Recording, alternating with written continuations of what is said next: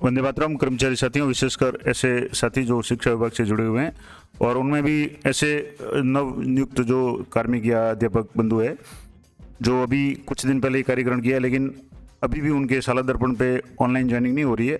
और इस संबंध में मेरे पास भी कई फ़ोन और मैसेज आ रहे हैं कि ये प्रोसेस क्यों नहीं शुरू हो रहा है। तो इसके लिए कार्यालय निदेशक प्रारंभिक शिक्षा राजस्थान बीकानेर की तरफ से एक महत्वपूर्ण जानकारी दी गई है और इसी के आधार पर आपको बताऊंगा कि किस तरीके से विलंब हो रहा है या इसका क्या समाधान होगा। तो जैसे कि आप यहाँ देख पा रहे हैं, कार्यालय निदेशक प्रारंभिक शिक्षा की तरफ से एक लेटर जारी हुआ है 17/10/2023 को, यानी कल ही एक लेटर जारी हुआ है जिसमें जिला शिक्षा अधिकारी मुख्यालय प्रारंभिक शिक्षा समस्त जिले उनको निर्देशित किया गया है। और जिसका विषय है कि प्राथमिक और उच्च प्राथमिक विद्यालय अध्यापक भर्ती 2022 में चयनित अभ्यर्थियों की नियुक्ति, पदस्थापन एवं कार्यग्रहण संबंधित 100% सूचना शाला दर्पण पे अपडेट करने बाबत, यानी कि अभी भी अधिकांश साथियों की, बहुत कम लोगों की जो ऑनलाइन ज्वाइनिंग हुई है, ज़्यादातर लोगों ने ऑफलाइन ज्वाइनिंग की है और बार बार ये पूछ रहे हैं कि उनकी ऑनलाइन ज्वाइनिंग कब होगी, क्योंकि जब तक ऑनलाइन ज्वाइनिंग नहीं होगी तब तक आप स्टाफ लॉगिन वगैरह में लॉगिन नहीं कर पाएंगे और अन्य जो भी जैसे पे मैनेजर पे आईडी डिटेल वगैरह बनाना वगैरह वो सारा काम है अभी भी अटका हुआ है। तो इस संबंध में जो लेटर जारी हुआ है इसमें लिखा हुआ है कि उपयुक्त विषयांतर्गत लेख है कि प्राथमिक उच्च प्राथमिक विद्यालय अध्यापक भर्ती 2022 में अध्यापक लेवल प्रथम और द्वितीय के पद पर चयनित अभ्यर्थियों की काउंसलिंग उपरांत, यानी काउंसलिंग सभी की हो चुकी है, नियुक्ति भी हो चुकी है, कार्यग्रहण भी हो चुका है, पदस्थापन भी हो गया, संबंधित सूचना अपडेशन की संलग्न रिपोर्ट के अवलोकन उपरांत शाला दर्पण पोर्टल पर दिनांक 17/10 तक पर जो वस्तु स्थिति है वो निम्न प्रकार प्रेषित की गई है। यानी क्या स्थिति है शाला दर्पण पे, तो 6 जिले जिनमें चित्तौड़गढ़, डूंगरपुर, झुंझुनू, कोटा, नागौर और उदयपुर, इनके द्वारा नियुक्ति, आदेश, प्रसारण और कार्यग्रहण करने वाले और कार्यग्रहण नहीं करने वाले अभ्यर्थी की संख्या 0 दर्शाई गई है। यानी इन जिलों में अभी तक कोई भी अपडेट नहीं है, कोई भी कार्यग्रहण ऑनलाइन नहीं किया गया, जो कि अवलोकन मात्र से उक्त जिलों द्वारा अपडेशन कार्य में उदासीनता का परिचय है। इसके अलावा जो 3 जिले हैं, चित्तौड़गढ़, डूंगरपुर और झुंझुनू, इनके द्वारा मैप किए गए अभ्यर्थियों में से लॉग्ड अभ्यर्थियों की प्रतिशत संख्या 0% हो रही है। तो जब तक मैप करने के बाद में लॉग नहीं होंगे तब तक आपके शाला दर्पण पे कार्यग्रहण के लिए उनका नाम नहीं आएगा। तो उक्त तीनों कार्यालयों द्वारा उक्त भर्ती संबंधित महत्वपूर्ण कार्य में निष्पादन में प्रदर्शित लापरवाही और उदासीनता का द्योतक है। इसके अलावा शेष जो जिले हैं, इन 6 और 3 9 जिलों के अलावा मैं काफ़ी जिलों द्वारा अभ्यर्थियों की 100% मैपिंग में अपेक्षित तत्परता का अभाव दृष्टिगोचर हो रहा है, यानी उनमें भी मैपिंग अभी नहीं हुई है। तो वस्तुतः सप्ताह से भी अधिक समय अवधि बीतने के बाद भी, यानी काफ़ी दिन हो गए उनको कार्यग्रहण किए हुए, उसके बाद तो आचार संहिता भी लग गई और अब जैसे सप्ताह से ऊपर समय हो गया, क्योंकि ये जैसे 10 तारीख को आचार संहिता सोमवार को जैसे लगी थी या 9 तारीख को, तो उसके पहले ही लोगों ने कार्यग्रहण कर लिया था। लेकिन आज 18 तारीख तक भी अभी तक शाला दर्पण पे है, वो ऑनलाइन ऑप्शन नहीं आ रहा है कार्यग्रहण का। तो उपयुक्त वस्तुस्थिति के परिप्रेक्ष्य में समस्त संबंधितों को निर्देशानुसार पाबंद किया जाता है, यानी जो भी जिला शिक्षा अधिकारी प्रारंभिक है कि वे दिनांक 18/10/2023 तक संदर्भित भर्ती में चयनित अभ्यर्थियों के काउंसलिंग उपरांत नियुक्ति, पदस्थापन एवं कार्यग्रहण संबंधी 100% सूचना अपडेशन हेतु अधीनस्थ पीओ संस्था प्रधानों का समुचित पर्यवेक्षण और प्रभावी प्रबोधन करते हुए कार्यग्रहण कर चुके समस्त नव नियुक्त जो भी अभ्यर्थी हैं उसकी शाला दर्पण पर ऑनलाइन अपडेशन की सुनिश्चितता करावें। यानी जिन्होंने भी कार्यालय या विद्यालय में कार्यग्रहण कर लिया है लेकिन ऑफलाइन कार्यग्रहण किया तो उनकी जल्दी ही मैपिंग हो जाएगी शाला दर्पण पे, और मैपिंग होने के बाद में जैसे लॉक होने के बाद में तभी वो कार्यग्रहण कर पाएंगे। और इसके लिए इसमें जो लिस्ट दी हुई है, मैं आपको लिस्ट भी बता देता हूँ। जैसे ये पूरी जो लिस्ट दी हुई है, इसको थोड़ा सा मैं आपको मोड़ के इसको रोटेट करके बता देता हूँ।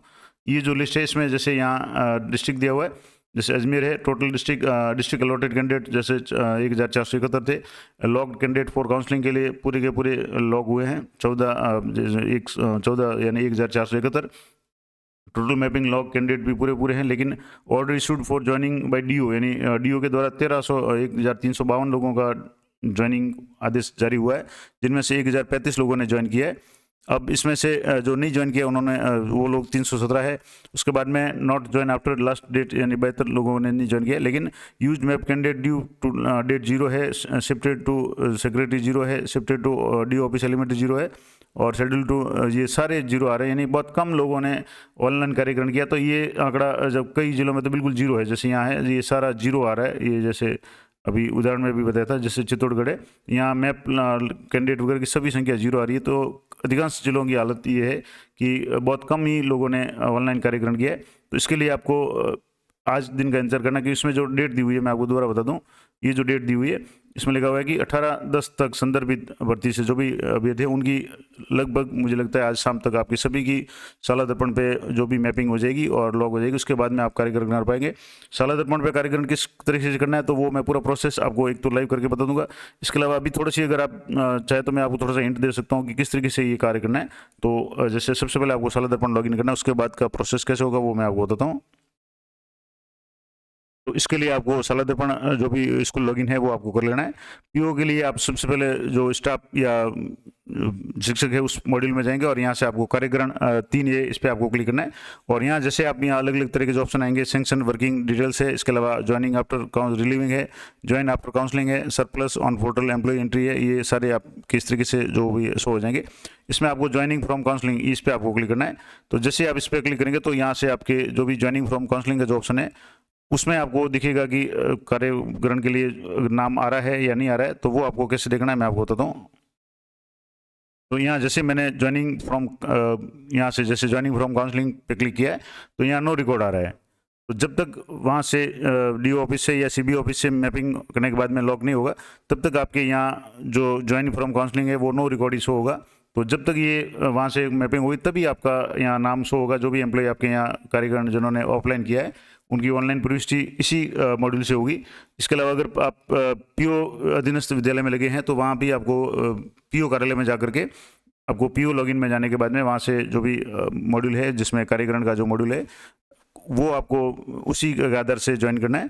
तो वो पूरी प्रोसेस में अगली वीडियो में जब ये मैपिंग हो जाएगी तब बताऊंगा, क्योंकि अभी तक हमारे वजह से कार्यालय में कार्मिकों ने ऑफलाइन ज्वाइन तो किया है लेकिन अभी तक उनकी जो ऑनलाइन काउंसलिंग के यहाँ डाटा है वो शो नहीं हो रहा है, नो रिकॉर्ड आ रहा है। तो जब भी यहाँ से मैपिंग हो जाएगी मैं कोशिश करूँगा आपको पूरा लाइव प्रोसेस बता करके कि किस तरीके से ऑनलाइन कार्यग्रहण करवाना है। उसके बाद में एक बार जब ऑनलाइन कार्यग्रहण कर लेंगे उससे पहले मैं आपको जानकारी दे दूं कि आपको एम्प्लॉय की जो आईडी है वो आपको बनानी जरूरी है, क्योंकि जब कार्यग्रहण आप करवाएंगे तो आपको यहाँ एम्प्लॉय आईडी की आवश्यकता होगी। तो जो आरजे आपके जो भी जिला होगा उसके अलावा जो भी 2023 होगा उसके बाद में जिले का कोड होगा 3 अंकों का, उसके बाद में 5 अंकों की एम्प्लॉय की जो भी विशेष संख्या होगी। इस तरीके से जो एम्प्लॉय आईडी बनेगी वो आपको बना के रखनी है, क्योंकि कार्यग्रहण जब आप करवाएंगे तो आपको उस समय आईडी इंटर करनी पड़ेगी। पहले जो डिफ़ॉल्ट आईडी जो E99 वाला जो ऑप्शन था वो अब काम नहीं करेगा और अब उसकी ज़रूरत भी नहीं है, क्योंकि अब हाथों हाथ आईडी है वो जनरेट हो रही है। अगर आपने आईडी जनरेट नहीं की है और आपके विद्यालय में किसी भी कार्मिक ने कार्यक्रम ऑफलाइन कर लिया है तो आज ही उसकी आईडी जनरेट कर लें। उसके लिए मैंने कुछ दिन पहले ही वीडियो बना करके अपलोड किया हुआ है, तो वो आप देख करके हाथों हाथ 2 मिनट में आप किसी भी कार्मिक है जो नए नवनियुक्त कार्मिक है उनकी एम्प्लॉय आईडी बना सकते हैं। एम्प्लॉय आईडी बनाने के बाद में साला दर्पण पे जब भी मैपिंग हो जाएगी या लॉग हो जाएगी उसके बाद में आपको यहाँ जो ऑप्शन है वो कार्यग्रहण का शो हो जाएगा। आपको कार्यग्रहण करवाना है, उसमें आपको एम्प्लॉय की पोस्ट वगैरह है उसकी डिटेल्स और जो बजट हेड है किस बजट हेड में आप उसको ले रहे हैं वो आपके साला दर्पण पे पोस्ट सैंक्शन है उसके हिसाब से आप देख सकते हैं, या IFMS पे जाकर देख सकते हैं। उसका भी मैंने वीडियो 2 दिन पहले ही बनाया हुआ है, तो जरूरत पड़े तो आप वो देख सकते हैं। तो ये पूरी जानकारी थी कि अभी तक कार्यग्रहण में क्यों डिले हो रहा है। तो इसका कारण ये है कि अधिकांश DO कार्यालय या CBO कार्यालय द्वारा मैपिंग नहीं की हुई है, और जिसका यहाँ आंकड़ा भी आप देख रहे हैं काफ़ी जिलों में तो संख्या 0 है, और इस कारण से कार्यालय निदेशक प्राथमिक शिक्षा को भी लेटर लिखना पड़ा है कि इसके लिए शीघ्र कार्रवाई की जाए। और संभव है आज शाम तक अधिकांश लोगों की है वो ऑनलाइन जो है वो साला दर्पण पे शो होनी शुरू हो जाएगी। तो जब भी ये काम होगा मैं आपको लाइव करके बता दूंगा। तो मिलते हैं नेक्स्ट वीडियो में, तब तक जय हिंद जय भारत।